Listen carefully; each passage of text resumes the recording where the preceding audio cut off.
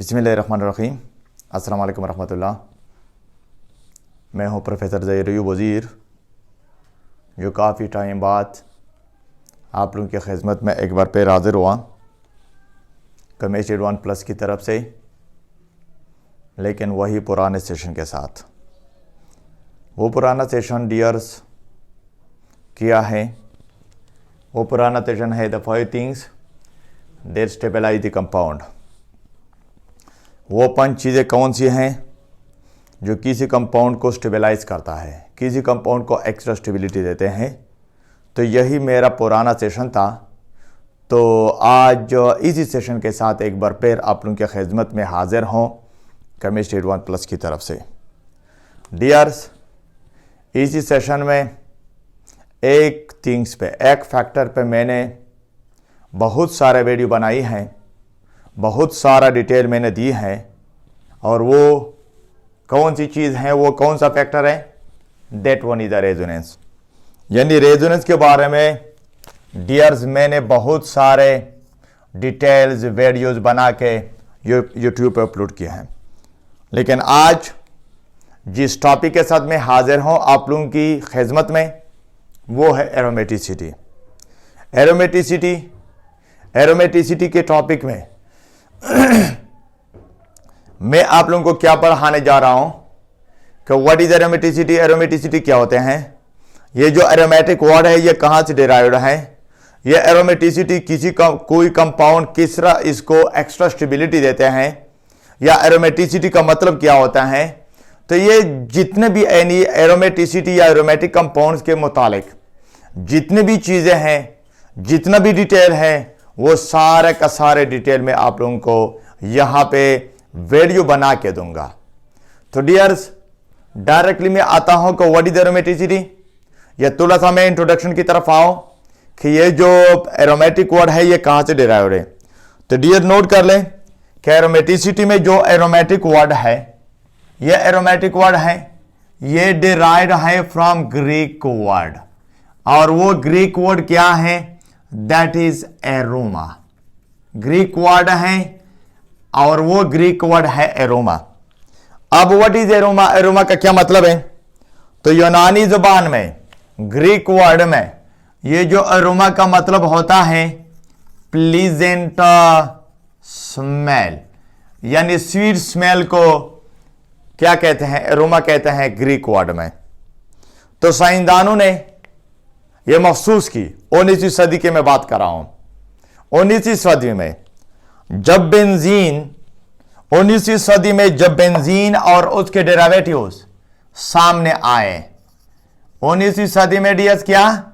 जब benzene and it's derivatives जब discover हुए, तो साइंसदानों ने क्या कर दी कि इनके प्रॉपर्टी पे उन्होंने रिसर्च शुरू की। तो इनके प्रॉपर्टी यानी बेंजीन और उसके डेरिवेटिव्स में जब उन्होंने प्रॉपर्टी को स्टडी किए, तो वहां पे एक ऐसी प्रॉपर्टी सामने आई जो बेंजीन और उसके डेरिवेटिव में इंतहाई कॉमन थे। वो प्रॉपर्टीज क्या थी? वो प्रॉपर्टी थी कि स्वीट स्मेल, यानी प्लीजेंट स्मेल। ये एक ऐसी प्रॉपर्टी थी जो कि बेंजीन और उसके डेरिवेटिव में इंतहाई कॉमन थी।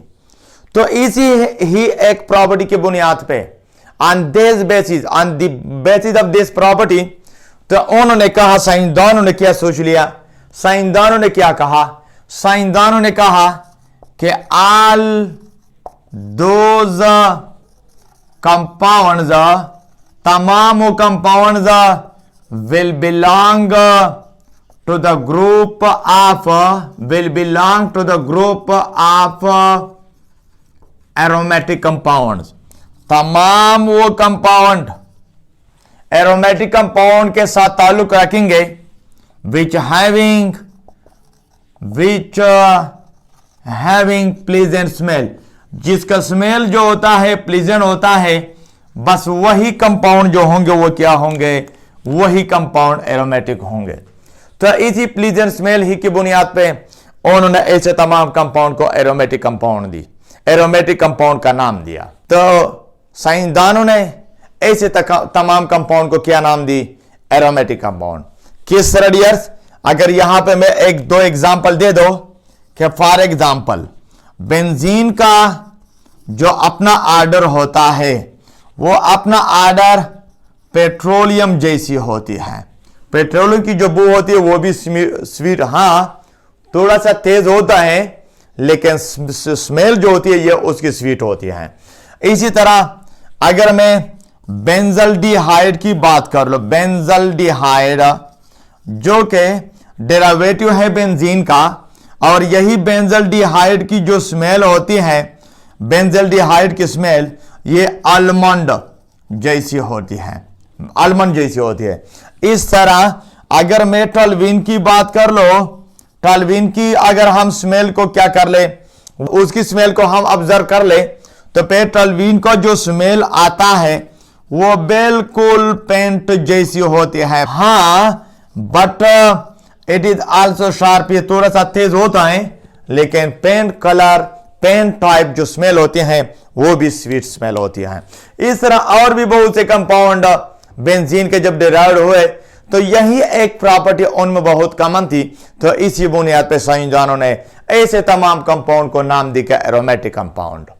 लेकिन डियर्स वक्त गुजरता गया, साइंस तरक्की करता गया, दुनिया तरक्की करती गई, तो साइंसदान को यह बात महसूस हो गई कि यह जो प्रॉपर्टी है, जिस प्रॉपर्टी की बुनियाद पर हमने ऐसे कंपाउंड को एरोमेटिक कंपाउंड नाम दिए हैं जिसका स्मेल जो होता है प्लीजेंट होता है, तो सारे बहुत सारे एरोमेटिक कंपाउंड की जो स्मेल होती है वो तो स्वीट नहीं होती।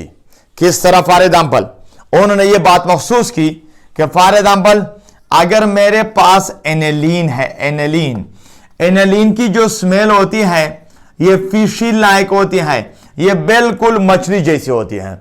ये जो मछली जैसी जो स्वीट होती है ये प्लीजेंट स्मेल में नहीं आता।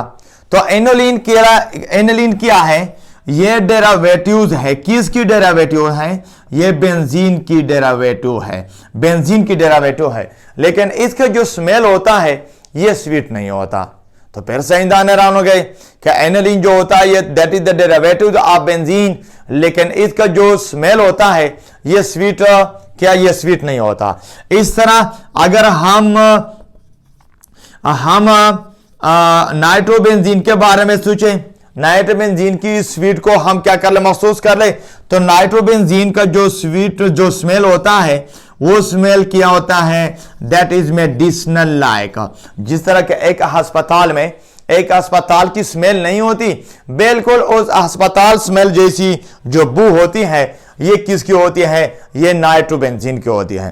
तो फिर साइंसदान हैरान हो गए कि ये जो नाइट्रोबेंजीन है या ये जो एनेलीन है, इस तरह बहुत और भी सारे कंपाउंड होंगे, इसकी जो स्मेल होती है ये तो स्वीट जैसी, ये तो स्वीट प्लीजेंट स्मेल नहीं है।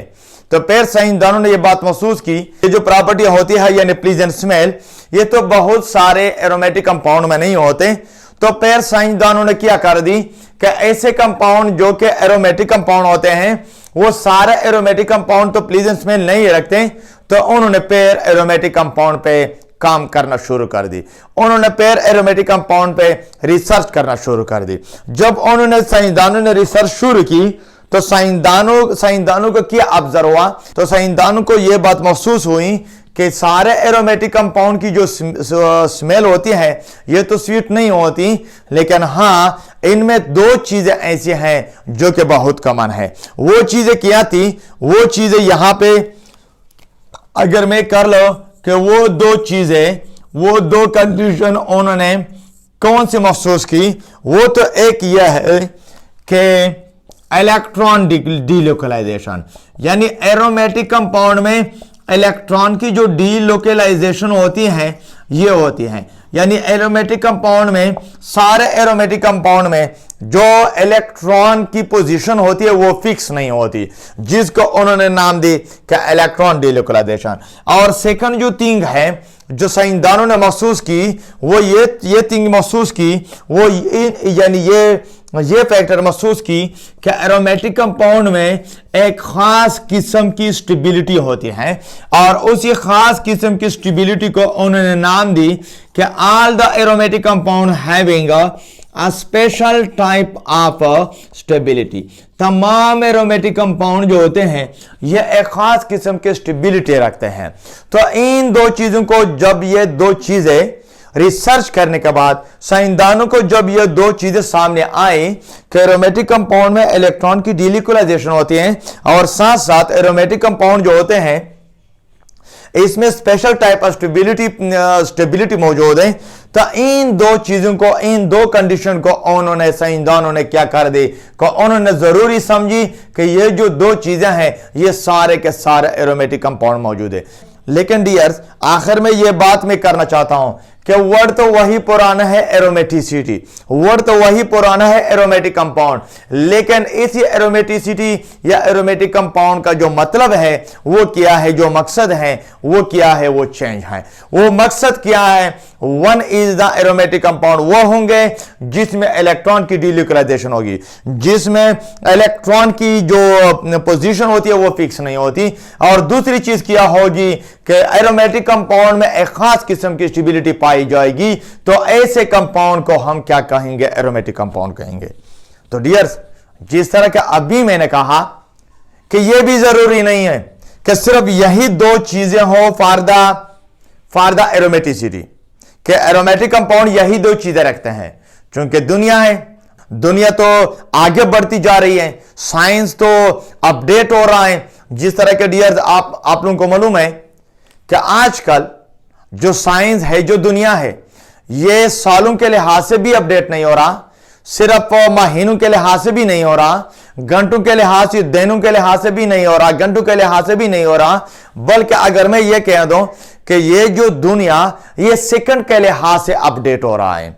तो चूंकि टाइम गुजर जाता है, दुनिया अपडेट होती जा रही है, साइंस भी इंप्रूव हो रहा है, तो इसी बुनियाद पे टाइम के साथ साथ साइंसदानों ने क्या कर दी कि आवर कंडीशन भी फॉर द एरोमेटिसिटी रख दी है। और वो कंडीशन क्या है यहां पे मैं लिख चुका हूं कि कंडीशन फॉर द एरोमेटिसिटी। सबसे पहले कंडीशन जो कि एरोमेटिसिटी के लिए उन्होंने रख दी, यानी मींस कि सिर्फ इन दो चीजों पे, इलेक्ट्रॉन डीन्यूक्लियराइजेशन पे, स्टेबिलिटी पे बात खत्म नहीं हुई। स्टेबिलिटी, ये दो चीजें साइंसदान फॉर द एरोमेटिसिटी ये दो चीजों से सेटिस्फाइड नहीं हुए। तो जब उन्होंने मजीद रिसर्च की, जब साइंस ने और तरक्की की, तो फिर यहां पे चार चीजें ऐसे सामने आए जो कि एरोमेटिक कंपाउंड के लिए, एरोमेटिसिटी कंपाउंड के लिए जरूरी है। वो सबसे पहला थिंग क्या है? वो सबसे पहला जो कंडीशन है that is the cyclic. Cyclic का मतलब यह होता है कि हर वो कंपाउंड एरोमेटिक होगा जो कि which having a closed system, जो कि एक साइक्लिक रिंग रखता हो। अगर साइक्लिक रिंग किसी मॉलिक्यूल में ना हो, तो फिर वो एरोमेटिक कंपाउंड नहीं होगा। सबसे पहले condition for the aromatic compound उन्होंने साइक्लिक या क्लोज्ड सिस्टम को रखा। सेकंड थिंग, जो सेकंड कंडीशन है जो एरोमेटिक कंपाउंड के लिए जो साइंसदान ने रखा, वो क्या है? That one is the planar. यानी प्लेनर का क्या मतलब है? प्लेनर का मतलब यह है कि साइंसदानों ने यह सोच लिया कि द मॉलिक्यूल्स जो होते हैं must have the atoms, must have all the atoms in the same plane। यानी किसी मॉलिक्यूल के जो एटम होंगे वो सारे के सारे एक ही प्लेन में होंगे। दूसरी बात ये होती है कि सारे के सारे एक ही प्लेन का क्या मतलब है? या स्टूडेंट्स या जो मेरे स्टूडेंट होते हैं तो फिर वो मुझसे ये सवाल करते हैं, ये सारे के एटम एक ही प्लेन में होने का क्या मतलब है? ये किस तरह हमें पता चलेगा कि ये सारे के सारे एटम किसी मॉलिक्यूल में एक ही प्लेन में हैं? तो इट मींस, तो सिंपल शॉर्टिक में बताऊंगा कि जिस मॉलिक्यूल में सारे ही एटम, सारे ही कार्बन sp2 हाइब्रिडाइज हो, तो एक ऐसे मॉलिक्यूल को हम क्या कहते हैं? That will be called as planar. बस डियर नोट कर ले, अगर किसी मॉलिक्यूल में कार्बन एटम, सारे कार्बन एटम sp2 हाइब्रिडाइड हो तो फिर वो प्लेनर होगा। अब प्लेनर होना भी क्या है, एक कंडीशन है। किसके लिए? For the aromaticity. वजह क्या है कि उन्होंने ये प्लेनरिटी यानी जो प्लेनर होना, sp2 हाइब्रिडाइड कार्बन का होना उन्होंने क्यों जरूरी समझा? ये इसलिए क्योंकि अगर सारे ही एटम एक ही प्लेनर में होंगे तो फिर ऑल द एटम्स, इसकी रीजन यह है, तो फिर all the atoms must overlap easily. तो फिर इसलिए यानी ये प्लेनरिटी का होना इसलिए जरूरी है ताकि कार्बन में जो p ऑर्बिटल होते हैं वो p ऑर्बिटल आसानी से एक दूसरे को ओवरलैप कर सके। इस मकसद के लिए उन्होंने प्लेनरिटी या प्लेनर का होना उन्होंने जरूरी समझा। sp2 हाइब्रिडाइज्ड कार्बन एटम्स का होना उन्होंने जरूरी समझा। तीसरी कंडीशन कौन सी रखी? और तीसरी कंडीशन उन्होंने यही रखी कि there must be a conjugation, there must be electron delocalisation. यहां पे इलेक्ट्रॉन डीलोकलाइजेशन का होना भी जरूरी है डियर्स।